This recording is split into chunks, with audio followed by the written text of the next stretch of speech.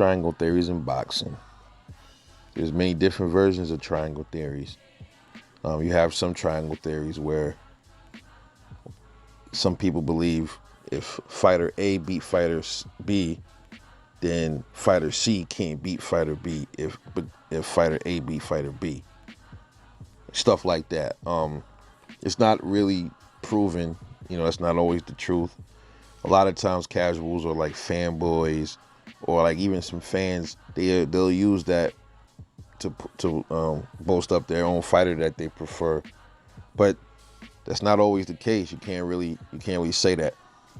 But we're gonna talk about a different kind of triangle theory in this video. We're gonna talk about power, chins, who can take what from who if they ever fought. Because I read a comment on one of my videos, and somebody said that Devin Haney, when he got hit by Linares and got hurt, if that was Tank Davis hitting Devin Haney, that automatically means that Devin Haney would have got knocked out cold.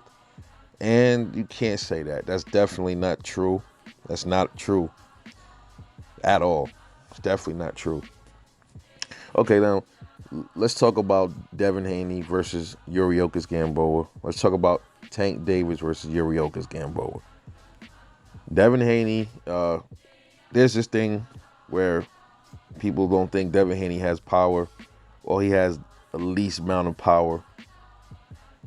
There's the Tank Davis. Everybody known him for having good punching power, right? So then you got Yuriorkis Gamboa, who's a common opponent between both Tank Davis and Devin Haney. Tank Davis fought him first, and Tank Davis is the guy that everybody says has the power.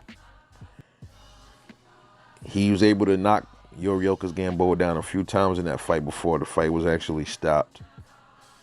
But this is a guy with a lot of punching power, and Gamboa's leg was even busted up, and he couldn't even like just stop him before 12. You seen Tank stop people before 12 many other times. He couldn't even stop him before 12. Now this is a guy with high punching power. And not to mention, he was also getting tagged up by Gamboa in that fight as well. Then you got Devin Haney, who's not known for punching power. He also went the distance with Gamboa, but the difference between those fights is Devin Haney didn't get any knockdowns in that fight. And he was highly criticized. You did hear criticism on Tank Davis for not getting Gamboa out of there, especially with his leg being the way it is, but not as much as you hear the criticism on Devin Haney for not even at least knocking down Gamboa at least once. And I don't think that's fair, because if you look at both their faces at the end of that fight, what's that telling you right there? You know what I mean? And Devin even said that, and I agree. It made Tank look even worse because you had an opponent with a busted up game leg, and you couldn't just flatline him early on. It's not like his leg went out in the 11th round or something like that. It was early on in the fight. So if it was reversed, let's just say if Devin Haney fought Yuriorkis Gamboa first and performed the way he did and didn't knock down Gamboa, and then later on Tank was going to fight Gamboa, everybody would say, we ain't got to worry about that with Tank. Tank going to get Gamboa out of there quicker than Devin did. Devin had to go 12 rounds with Gamboa. Tank going to get him out of there in 2-3 rounds. And look what happened. See, that's a perfect example. Now, when it comes to this chin thing, who can take whose punch? Some people believe if some fighters that didn't get knocked out by a lighter puncher, if that was a heavy-handed puncher, they would definitely go down. Where's that? That's not true. That can't be true at all. No truth to that. That's just assumptions. That's nothing but assumptions. You got Jorge Linares, perfect example, right? You got Jorge Linares dropped Lomachenko, but he didn't drop Devin Haney. And this is you can argue the fact, just because Jorge Linares, that was a couple of years ago, and he's older now. Your power is the last thing to go. And as you can see, he does have some pop because he did manage to wobble and rock Devin Haney for even for a moment. Okay, so this whole thing, it's crazy how the triangle theories work because Lomachenko's supposed to be fighting Nakatani soon. What you're gonna hear, like I said, if the roles was reversed, if Nakatani was fighting Lomachenko first, if he fought Loma first before Tio fought him, people would say after if Loma went 12 rounds with Nakatani, and if that did happen before Nakatani got to Teofimo, people will be saying Tio's gonna knock Nakatani out in the second round, third round, fourth round, and look what happened with the Nakatani fight. So, and this is Teofimo Lopez, right? This is a guy with power. He couldn't even knock out Lomachenko, but he couldn't knock out Nakatani. And these are the same people that will say Tio got all his punching power. Okay, granted, he got all his punching power. So then why couldn't he knock out Lomachenko and why couldn't he knock out Nakatani? They'll say that this is what they like to do all the time. Before the power puncher get a hold of somebody, oh, wait till he get a hold of him. He gonna knock him out. He gonna get him up out of here quicker than Loma did or quicker than Devin did. And it's just no truth to that. It's been proven time and time again to not work. That triangle theory thing with the chins don't work. With just overall fighters, it doesn't work. It's not true. It's not true. And same thing with Gamboa and Terrence Crawford. They were granted he was at 140 when they fought. Terrence Crawford stopped Gamboa in a more convincing fashion than Tank Davis did.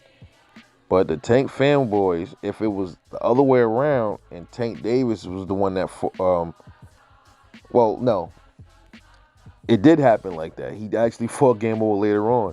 And you can also argue the fact, damn, you should have stopped Gamboa. He was way younger when Terrence Crawford stopped him. So why couldn't you stop him, Tank? And he was much older and shot. He was pretty much a shot fighter. Should have got him up out of there.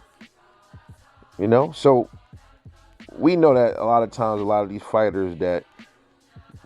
older fighters or whatever, you know, they don't go down for reasons being that they have chins and they're tough. But we're going to leave that out the equation for a moment. We just going to talk about pretty much the triangle part of it where we're going to put that on the fighter, the power puncher. We're going to put that on him. We're going to put that jacket on him. We're not going to put it on Gamboa having a chin or being tough. You know, so that's the reason I don't like using the, you know, if Errol Spence, damn, Sean Porter, he couldn't knock out Danny Garcia, but Errol Spence gonna do it. And then when Errol Spence fight him, you had people saying that too. When Errol Spence fought him, before he fought Danny, Errol gonna hurt Danny. And even me, when I was watching Errol train after he came back from the car wreck, I was like, damn, man, Danny in trouble. Damn, man, he might stop Danny, because you know what I mean? I'm thinking he training with Blu-ray and everything, but that wasn't the case. And Errol went 12 rounds with Danny Garcia, just like Sean Porter did, just like Keith Thurman did, you know? And then, shit, man, you can even argue the fact that since you've seen Bud put Kell Brook on his ass in 4 rounds, that maybe Bud will get Sean Porter out of there early. Maybe Bud will get Keith Thurman out of there. And see, that's a theory. See what I mean? I don't like doing that. You know, I don't like doing that. But let me know what y'all think about this whole thing, man. You know, because people seem to think that if Devin Haney got hit by Tank Davis or Teofimo Lopez like that, he's automatically going to get dropped and not get back up just because they punch hard. But Linares was able to just rock him. If Linares was able to do that, then the power puncher is going to do worse. It's just not the case. You got to factor in a whole lot of other things. You got to factor in, suppose Devin don't fight Linares, doesn't fight Tank or Tio the way he fought Linares. Suppose Devin Haney just get this big wind of power in that fight and knocks out Tank Davis or knocks out Teofimo Lopez. Don't think that ain't possible, because it is very possible. You can call him pillow-fisted all you want, You can call up any boxer pillow fisted all you want, or he can't punch or whatever. You got to remember they still got knockouts on their record, and yeah, lots of times there's a lesser opponents. But here's the thing with that: a lot of these power punches, a lot of their knockouts was of lesser opponents too. When they started stepping up, where was the knockouts? Okay, where was the knockout? Teofimo started stepping up, right?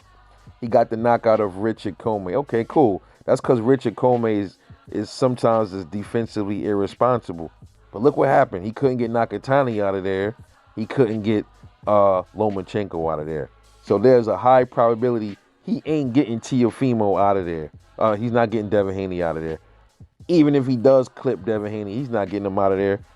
And my prediction for that, he's gonna have a really hard time with Devin Haney. Absolutely. Same thing with Tank Davis. He starts stepping up in competition or going up in weight or whatever the case is. You can't even count Leo Santa Cruz. He's too small. Gamboa was old and shot, but you saw right there, he had a problem with Gamboa. Okay, so mostly all fighters, rather, they're pillow fisted. So you know, the quote unquote pillow fisted fighters and the power punchers, all of them have KOs on their records. All of them do, and all of them have KOs of lesser opponents on their records. That's how when they're stepping up their comp. Look at Edgar Berlanga. He got all these crazy KOs. And then his step up fight. Who did he fight? Who was his step up fight? Oh man, I forgot that dude's name. He just had a step up fight, and people thought it was gonna be the same thing, and it didn't. It went 5-6. I think he stopped him in the 7th round. I gotta go back and check.